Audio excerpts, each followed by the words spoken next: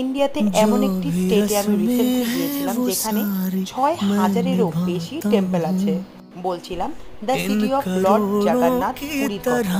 পুরীর সি বিচও কিন্তু অনেক অনেক ফেমাস। তো আমিও সি বিচ এক্সপ্লোর করেছিলাম, এখানে আমি উঠে উঠেছিলাম। এইটা কিন্তু যারা যাবেন এই রাইড কিন্তু চড়তে একদম ভুলবেন না।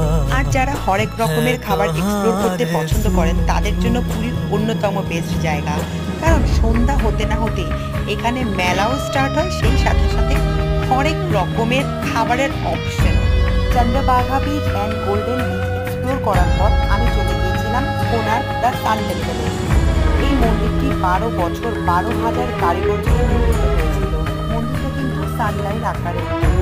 এখানে জীবনচক্র এবং টাইম চক্র আলাদা আলাদাভাবে উপস্থাপন করা হয়েছে।